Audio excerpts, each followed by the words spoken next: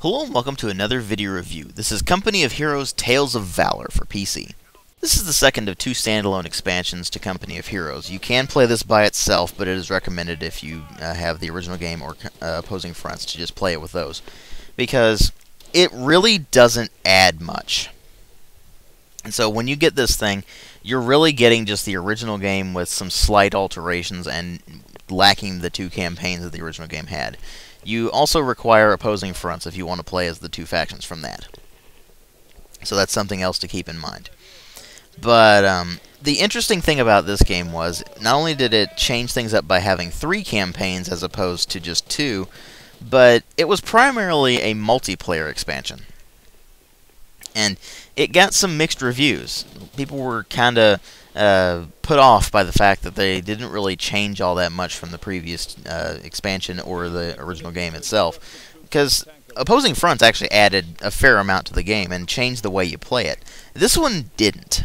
So you have to ask yourself, did these changes that they put in here, the new modes and such, did that really justify a new expansion pack being offered at a fairly high price, actually? Or was it just something that seemed too cash-in-y? Obviously, the presentation didn't change from opposing fronts. It has all the same features, but no new ones, so not much to say in terms of graphics or sound design. But what they did do was change up the fact that you used to have 2 campaigns, both in the original game and the opposing fronts expansion. In this one, you have 3 campaigns, but they're individually shorter than all of the previous campaigns. So that's something to keep in mind. The first of these is Tiger Race, which is actually a setup campaign for something that happens in opposing fronts. Which, if you haven't played that, I don't really want to spoil it much for you. But it's set in Valor. Then you have Causeway, where the 82nd Airborne is trying to secure the Lafayette Causeway. And then you have Falaise Pocket, which takes place during the battle of the same name. These new campaigns are kind of eh. They're not particularly impressive, especially considering they're shorter than the previous campaigns. So unless you really like the campaigns in the Company of Heroes games, you probably won't find these particularly impressive. Well, the same way I did.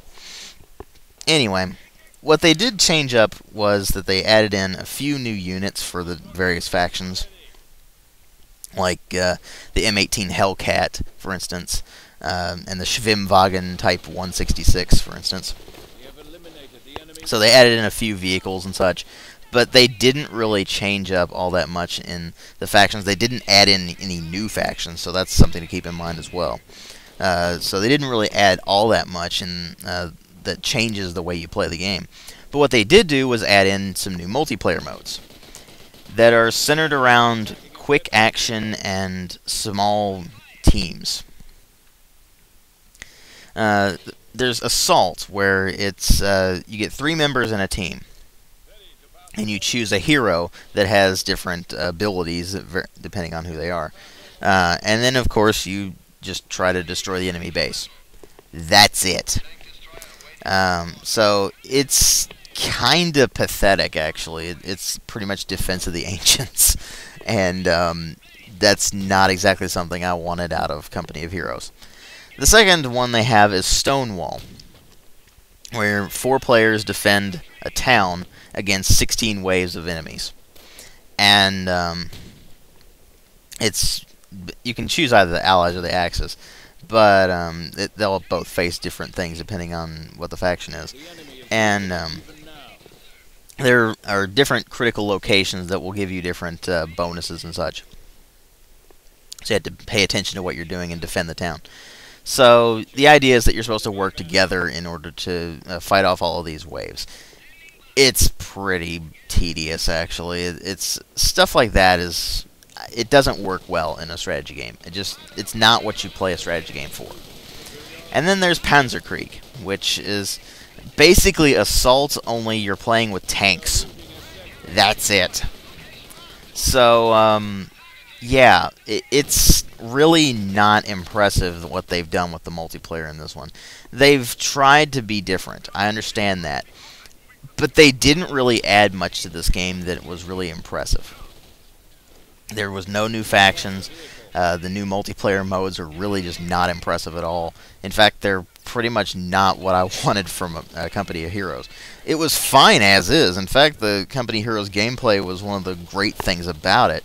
Putting in these new modes that are just action-oriented and really not strategic at all, that's just, no, they're doing it wrong. And ultimately, that's why Tales of Valor just isn't anywhere near as fun as Opposing Fronts or the original Company of Heroes. I mean, it's nice to have if you're going to just complete the collection, because you can generally get them in packs for fairly cheap. It goes on sale quite a bit.